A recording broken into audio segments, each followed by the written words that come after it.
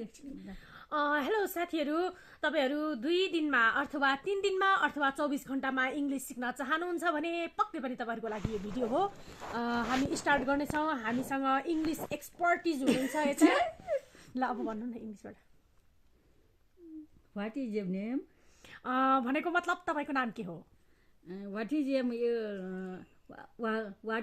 name? Your father name? भनेको मतलब तपाईको बुवाको नाम के हो? What is your mother name? What is English talking? ललपन भनेको मतलब तपाईको आमाको नाम के हो? अच्छा. What is your grandfather name? Not your English talking. तपाईको हजुरबुवाको नाम के हो? What is your grandmother name? Not English talking. तपाईको हजुरआमाको नाम के हो? What is your sister name? अनि तपाईहरुलाई आउने चाहिँ व्हाट इज मात्रै हो के हो? वाट भनेपछि के हो भने सोच्ने अर्थ नै त्यही त हो नि। तपाईको बहिनीको नाम के हो? अच्छा. You eat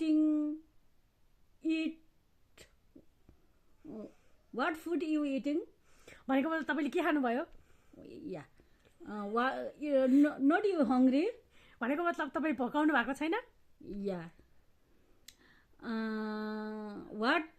What food you eat? तपाई के खाना खानुहुन्छ? Yeah. Not you English talking? तपाई English बोल्नुहुन्न? Yeah. I know. Impossible. मलाई थाहा छ असम्भव. Good.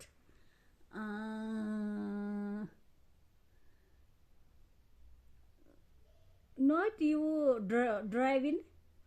तपाई गाडी चलाउनुहुन्न? Yeah. Good. राम्रो.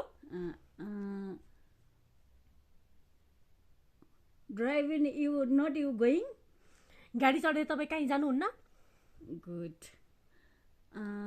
Not you mart not you going to eat shopping? तपाई मार्टमा तपाई किनमेल गर्न जानुहुन्न? Good.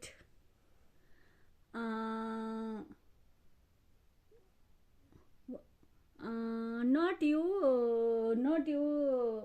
formula? फर्मुला भने त म आफैलाई थाहा छैन के हो? यो फर्मुला त थाहा छैन. कस्तो होला यो त? एउटा के पनि नजान्ने अनपढ गवारको रे. फर्मुला भनेको तिमीले केही सोचेको छ भनेको नि त्यसले भन्छ. फ्युचर भन्नु न. हैन त्यसले फर्मुला नि भन्न फ्युचर नि मिल्छ फर्मुला नि मिल्छ नि. एउटा मेरो मम्मीको इंग्लिश हो. फर्मुला भनेको नेपाली भयो. फ्युचर भनेको फ्युचर के भन्छ? फ्युचर भनेको इङ्ग्लिस भयो. फर्मुला भनेको र शब्द र यो उसको इङ्ग्लिसको शब्द एउटै हो क्या. ल अरु पनि भन्नु न. खाना खानु भएको हैन त्यस्तो हैन. के खान मन लाग्छ भनेर सोध्नु पर्यो. खाना बनाउने नबनाउने भनेर कसरी सोध्छ इङ्ग्लिसबाट? म अस्ति सिकाथे त. Not you don't cook you formally. Formal. Don't cook food for me. Don't food for me. Don't cook पनि चाहियो नि त. Cook. Don't cook for me. हैन don't cook for me. हैन don't cook पछि चाहिँ फुड भयो अनि for me लास्टमा चाहिँ for me. Don't cook for me. Okay for me पनि हुन्छ नि. फुड चाहिँ खोइ त don't cook पछि फुड आउनु पर्यो के? Don't put हैन don't cook food for me. For me हो. ल भन फेरि भन्नु त. Don't cook food for me. Okay यो भनेको चाहिँ मेरो लागि खाना नबनाउनु. Okay don't cook food you for me. भनेको मतलब तिमीले मेरो लागि खाना नबनाऊ. Okay don't cook rice for me. Wow सम्झेर बोल्नु भएछ. भनेको मतलब मेरो लागि खाना नबनाऊ. don't cook for me.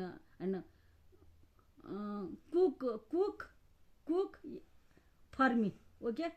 खाना नबनाऊ मेरो लागि खाना नबनाऊ डोन्ट कुक ए यी कति भयो के डोन्ट अरू मान्छेले हेर्दाखेरि पनि अरू त आउँदै नआउने भने जस्तो हुँदैन अरू पनि भन्नु न अरू अब मलाई भोक लागिसक्यो अब भोक लाग्यो पनि भन्नु न इङ्ग्लिसबाट आई एम सो हङ्ग्री भनेको मतलब मलाई म एकदमै भोकाएको छु I am so hungry so sad okay म एकदमै भोकाएको छु अनि म एकदमै दुखी छु नो स्याड भनेको धेरै रिस उठ्छ एङ्ग्री भनेको पो त रिस उठ्छ नि रिस उठ्ने एङ्ग्री भनेको पो त रिस उठ्ने स्याड भनेको नि रिसाएकोलाई भनिन्छ स्याड भनेको त दुखी के स्याड भनेको त स्याड भएर बस्ने हो नि त ल